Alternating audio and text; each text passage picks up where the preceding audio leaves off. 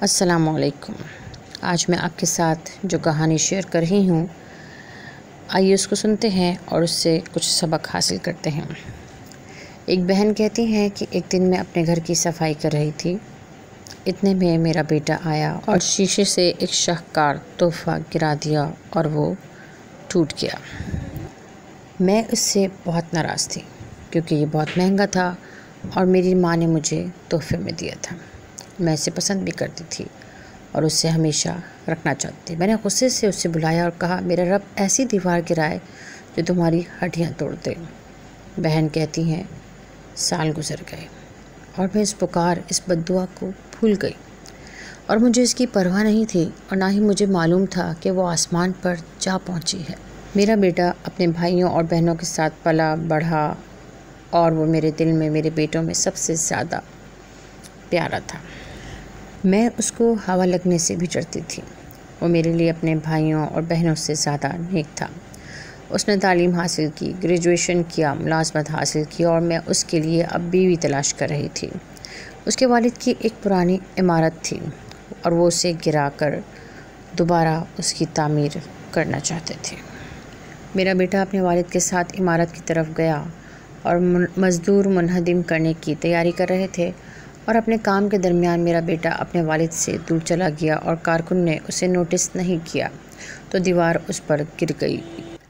میرا بیٹا چیخا اور پھر اس کی آواز غائب ہو گئی۔ کارکن رک گئے اور سب پریشان اور خوف زدہ ہو گئے۔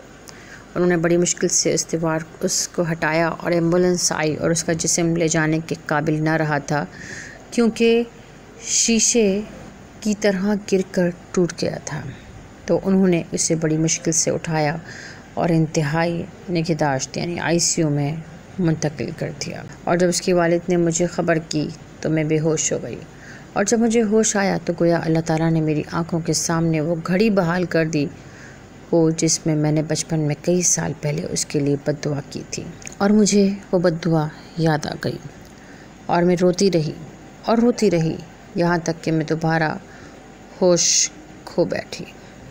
جب اسپتال میں مجھے افاقہ ہوا تو میں نے اپنے بیٹے کو دیکھنے کے لیے کہا۔ میں نے اسے دیکھا اور کاش میں نے اسے اس حالت میں نہ دیکھا ہوتا۔ ان لمحوں میں میرے دل کی دھڑکن رک گئی۔ میرے بیٹے نے آخری سانس لی۔ میں نے روتے ہوئے کہا، کاش وہ دوبارہ زندہ ہو جائے، گھر کے تمام فن پاروں کو توڑ دے، بس میں اسے نہ کھوں۔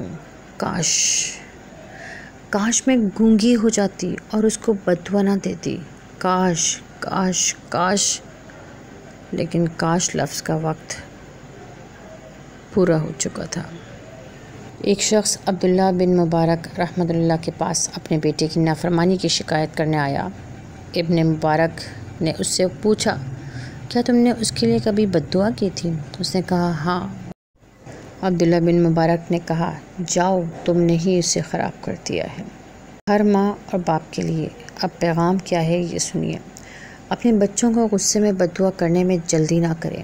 شیطان مردود سے اللہ کی پناہ مانگیں۔ اپنی زبانوں سے وعدہ کریں کہ وہ اپنے بچوں کے لیے کامیابی اور رہنمائی کے لیے دعا کریں گے، ان کو بد دعا نہیں دیں گے، اور جان لیں کہ اپنے بچوں کے لیے بد دعا کرنے سے ان میں فساد، ضد اور نافرمانی بڑھ جاتی ہے۔ اس نافرمانی کی شکایت کرنے والے سب سے پہلے آپ ہی ہوتے ہیں جنہوں نے ان کے لیے بد دعا کرنے میں جلدی کی ہوتی ہے۔ اپنے بچوں کو بد دعا نہ دیں بلکہ اللہ تعالیٰ سے ان کی اصلاح اور رہنمائی کے لیے دعا کریں۔ جب بھی اپنے بچوں کو خوش ہوتے اور کھیلتے ہوئے پائیں تو ان کے لیے یہ دعا مانگیں کہ اے اللہ، میں تجھ سے دعا کرتا ہوں کہ انہیں جنت میں خوش رکھ جیسا کہ تو نے انہیں دنیا میں خوش رکھا ہے۔